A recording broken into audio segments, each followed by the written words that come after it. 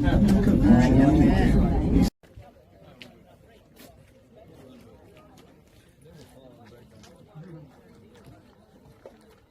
what I'm saying?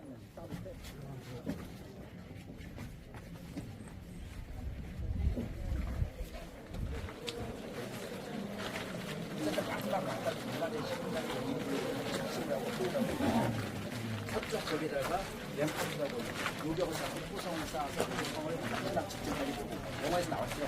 벽으로 치고 바람의 방향이 바뀌고 뭐 이렇게 해서 결국은 어쨌든 들어와서 횡령만 시키면 됩니다. 그런데 그 결정적인 순간에 로마군이 들어오지 않고 물러가요.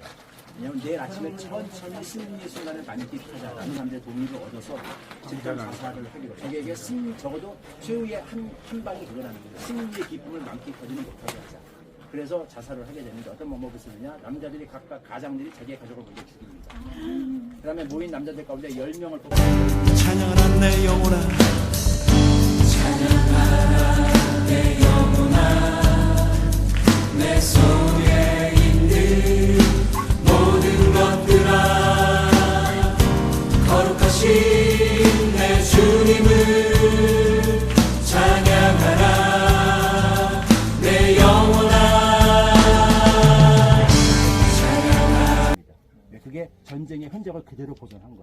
우리 선조들이 이렇게 피 흘려 싸워가면서 독립을 지키고 땅을 지켰다라는 정신무장의 재료로 사용을 하고, 마사다는 거기에 클라이맥스입니다. 여기서 지금은 그거 안 하는데 옛날에는 이스라엘 군대 총기 수여식을 여기서 했어요. 초등학교 졸업식도 여기서 했습니다. 그래서 제2의 마사다를 되풀이하지 말자. 우리가 힘이 없으면 또다시 이런 비극을 맞이할 수밖에 없다. 그래서 그들의 정신무장의 현장으로, 교육의 현장으로 사용을 해서, 이것이 이스라엘 유대인들이 그 수가 적음에도 전 세계 어디든지 가서 살아남고 악착같이 경쟁력을 가지고 어떤 그 역사의 명맥을 이어가는데 큰 도움이 됐다는 사실은 우리가 아마 인정을 할 수 있을 것 같습니다. 또 다른 편으로 하자 보자면, 그러나 신앙적으로 보자면 아까 다윗과 헤롯의 이야기를 했던 것처럼 우리가 그런 내 영혼아, 내 속에 있는 모든 것들아, 전능하신 내 주님을 너 찬양하라, 너 바라보라 내 영혼아,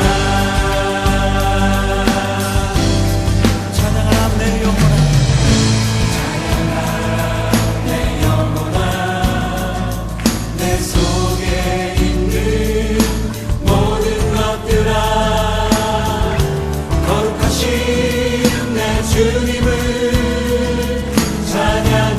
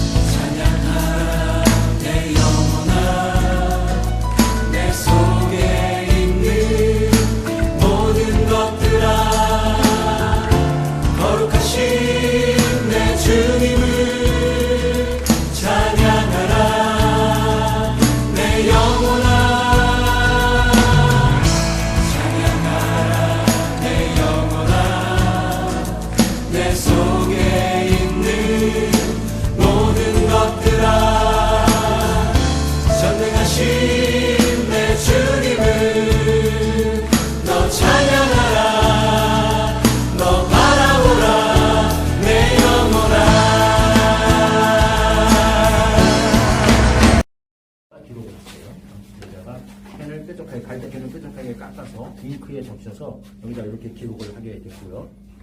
이걸 둘둘둘둘 말아서 이렇게 보관을 하는 거죠. 양쪽에서 말아야 했습니다. 왜? 이건 페이지가 있어서 이렇게 넘기는 게 아니기 때문에 저쪽 끝에 있는 걸 찾으려면 이걸 다 펴야 되는 거예요. 근데 양쪽에서 말아야 그래도 한쪽 반 정도를 이쪽을 펼지 저쪽을 펼지 그나마 좀 노동을 줄일 수 있기 때문에 이렇게 양쪽으로 말아서 사용을 했고요. 이 사람들이 그 성경을 기록을 할 적에 가끔 보면 이렇게 외부에 점점점점 찍힌 것들이 있어요. 여호와 하나님의 이름을 여백에 적어야 할 경우 그 이름을 감히 적지 못해서 거기다가 점으로 찍어서 이렇게 표현을 했습니다. 이 사람들은 기록을 하다가 엘로힘의 이름이 나오면 잠시 묵상기도를 했고 여호와라는 하나님의 이름이 나오면 나가서 목욕을 하고 왔다고 해요. 그 정도로 철저하게 성경 필사에 경건한 마음으로 임했고 또 특별히 이걸 다 적고 나면 오타가 있을 수 있지 않습니까? 이걸 어떻게 확인을 했냐면 한 챕터가 다 끝나고 나면 알파벳의 개수를 다 셌습니다. 그러니까 알렙이 몇 개, 영어로 말하자면 이제 A가 몇 개, B가 몇 개, C가 몇 개를 다 해서 원본하고 그 숫자를 대조해 본 거예요. 여기 틀렸다 그러면 어딘가에 기록하는데 실수가 있었다는 거죠.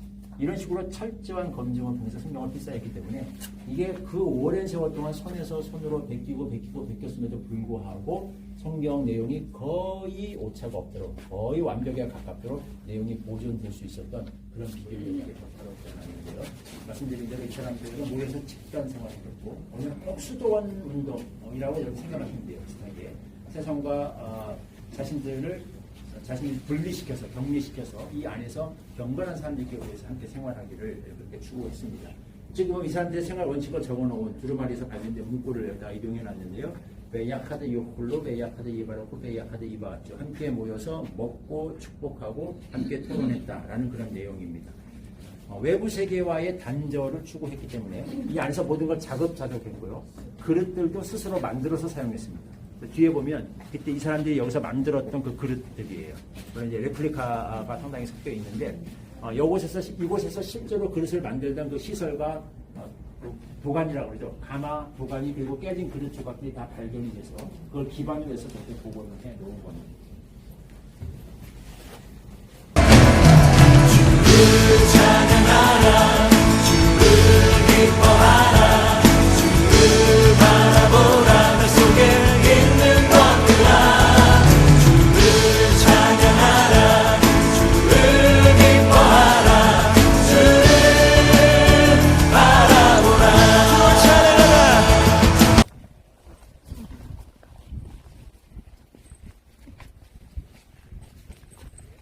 실제로는 굉장히 비중 있는 사이트입니다. 믿기 어려울지 모르겠지만 이스라엘에서 가장 많은 관광객들이 찾는 그 숫자, 가장 많은 사람들이 찾는 장소를 가지고 쿰란이 사실은 거의 원탑이에요. 무기또와 더불어서. 왜 그렇게 많이 찾아오는가? 일반 관광객들뿐만 아니라 사실 여기는 성경 연구하시는 그 학자라든지 많은 분들이 학술적인 목적으로도 많이 찾는 그런 장소였기 때문에 그렇습니다. 쿰란이 가지는 중요성은 무엇인가?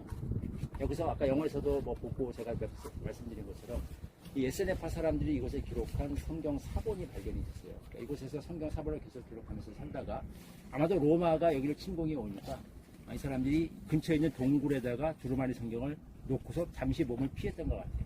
로마가 물러가면 사태가 진정되면 아마 다시 돌아와서 그것을 활용을 하겠다는 생각으로 간 것 같은데 다시 귀환을 못한 것 같습니다. 감춰놨던 그 두루마리 성경이 오랫동안 잊혀져 있다가 1947년에 잃어버린 양과 염소를 찾아 헤매던 베두인 목동에 의해서 발견이 돼요. 처음에 이 베두인 목동이 이 사본을 발견한 곳은 여기가 아니고 제1동굴이라 그래서 저쪽에 보면 중앙에 튀어나온 나지막한 산자락 뒤편에 동굴이 하니까 이 동물아비가 눈치를 채고 안 팝니다. 안 팔고 가져가서 이걸 부수기 시작해요. 쪽에서 더 많은 가격을 팔려고 하나를 반으로 두 개를 팔려고. 근데 이 스캐닉 교수가 이걸 구입하려고 백방으로 애를 썼는데 이게 사라지고 돌아다니고 도무지 구입이 안 되다가 미국에 갔더니 미국의 세미나사 갔는데 거기에 이게 돌고 돌아서 총 7개의 두루마리가 깨어진 채로 쪼개진 채로 미국에 가서 있는 것을 발견을 하고 당시 돈으로 7억 원의 돈을 주고 이걸 구입을 합니다. 구입을 해서 이게 가장 앞서 우리가 갖고 있는 히브리어 사본이다라는 이런 직감을 하게 됩니다. 그때부터 지금까지 그 직후로 고고학 발굴단이 옆에 구성이 돼서 여기를 뒤지기 시작하고 그 고고학 발굴단이 조직된과 동시에 또 다른 팀이 하나 구성이 됐는데 도굴팀이에요. 근처에 사셨던 아랍산들 도고팀. 둘이 시합이 붙었는데 누가 이겼을까요? 도고팀이 이겼어요. 로컬을 이길 수는 없는 겁니다. 이 사람들이 다 대부분 찾아내서 이들에게서 돈을 주고 구입하는 식으로 수많은 돈을 주고 어쨌든 다 구입을 했어요.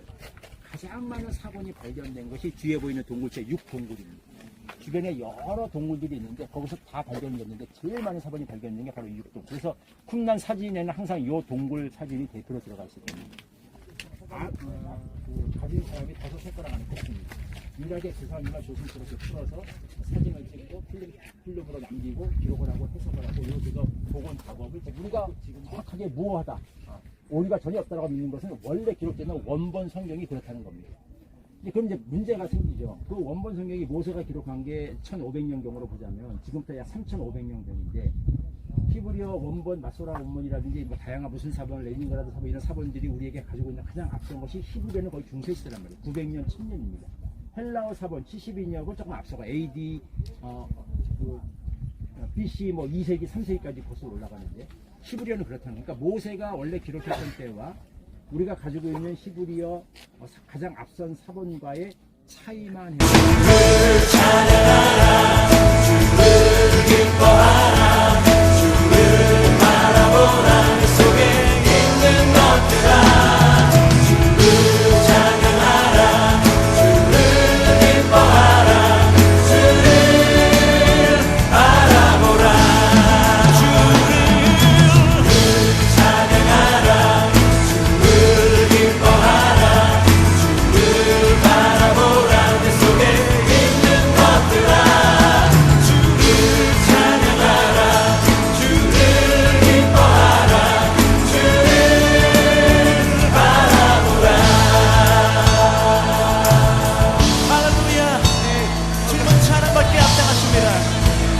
찬양하라 내 영혼아 내 속에 있는 것들아 주를 찬양하라. 주님 사랑합니다. 주님 내가 주를 기뻐합니다. 주님 감사합니다. 할렐루야. 주님은 찬양받기에 합당하십니다. 찬양하라 내 영혼아 내 속에 있는 것들아 주를 찬양하라. 주님 사랑합니다. 주님 내가 주를 기뻐합니다. 주님 감사합니다. 할렐루야.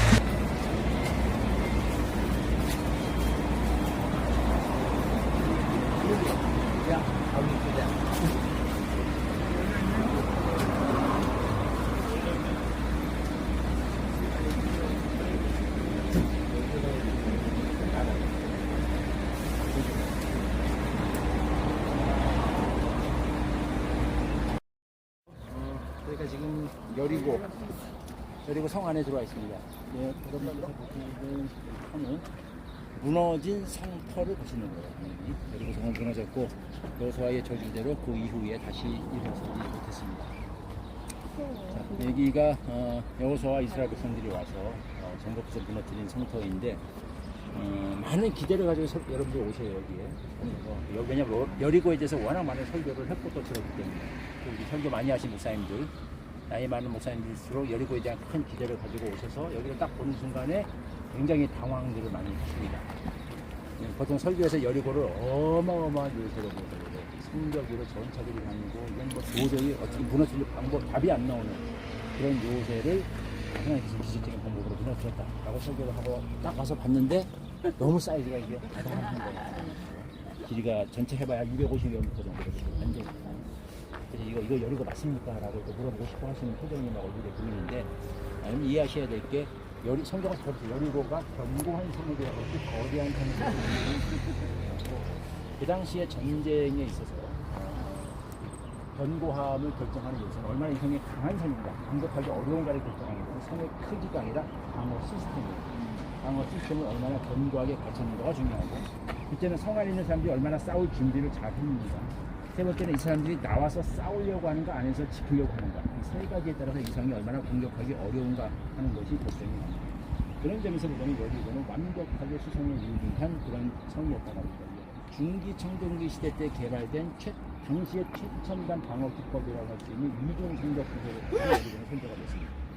바깥쪽에 1차 성벽이 있고 안에 2차 성벽이 있어서 엘리트 그룹은 안에 있는 거예요. 1차 성벽과 2차 성벽 안에 일종의 빈민가처럼 서민들이 사는 집을 통해서 그 자체가 하나의 방어 시설이겠다. 그 성벽 아래쪽에는 무벽과 옹벽이라는 보조적인 시설을 세워서 밖에서 크기는 작지만 아주 특별한 공성 정도를 가지고 있지 않으나 성을 공격하기가 굉장히 어렵도록 설계되어 있었어요. 이거 제가 말로 아무리 설명을 해봐야 여러분들 머릿속에 무슨 말인지 하나도 모를 겁니다. 그래서 그림을 좀 보여드리면 여러분들 이해가 쉬우거든요. 자, 이런 구조입니다.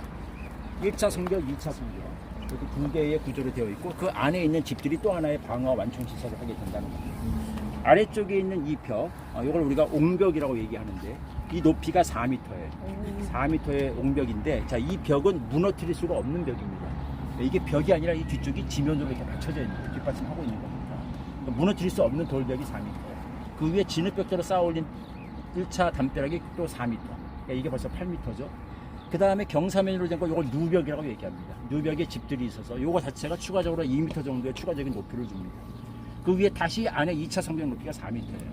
그러니까 밖에서 보자면 이거는 거의 15m에 육박하는 그런 성벽을 가지고 있는 거고 이걸 파고 그러니까 성벽을 무너뜨리거나 타고 올라갈 수 있는 공성 장비, 파성태라든지 뭐 이런 수석기라든지 이런 것이 없는 상황에서는 사실은 아무리 숫자가 많아도 여기 들어가서 공격할 방법이 딱히 없는 그런 점에서 굉장히 견고한 구조라는 겁니다.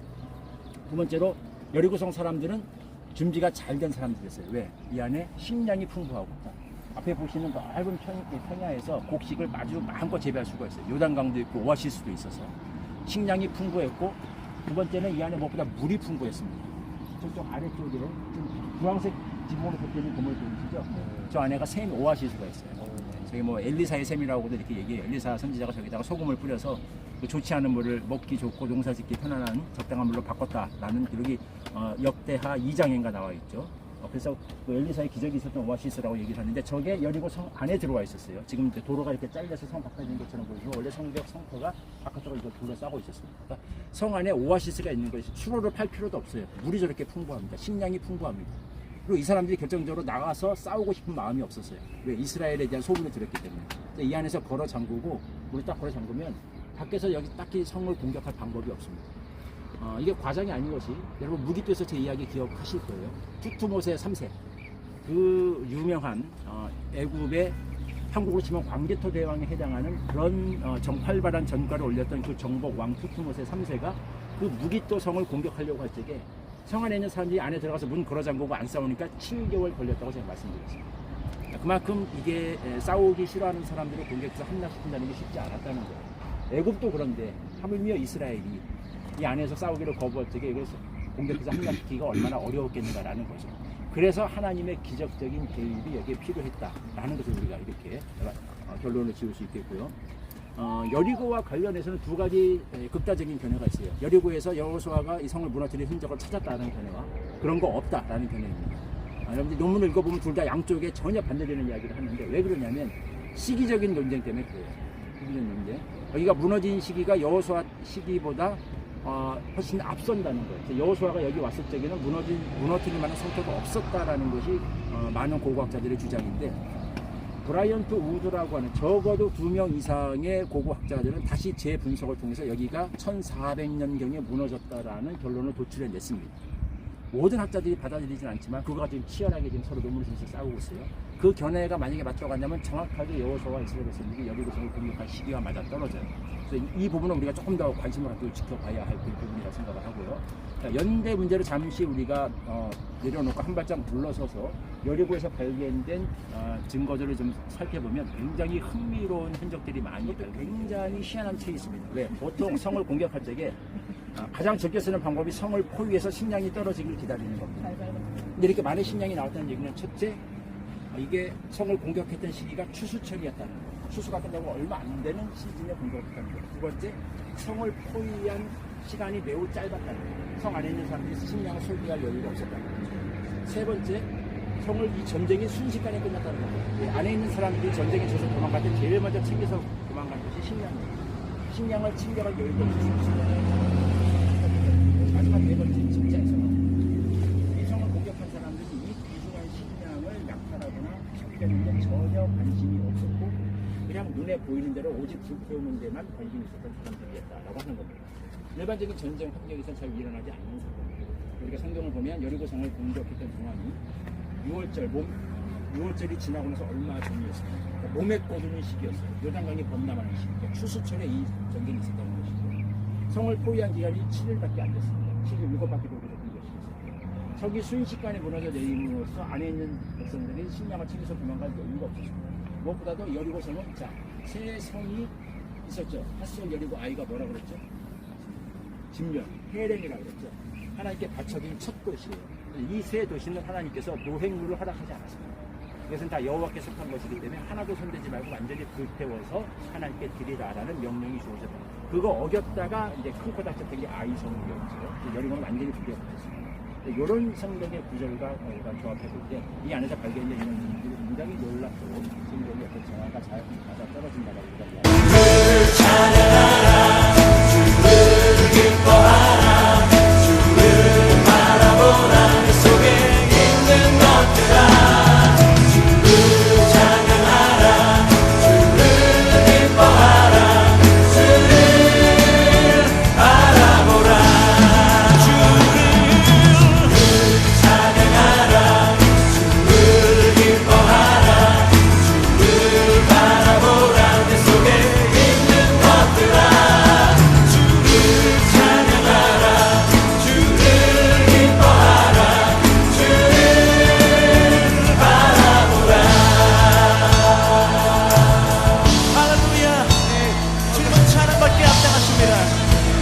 찬양하라 내 영혼아 내 생에 있는 것들아 주를 찬양하라.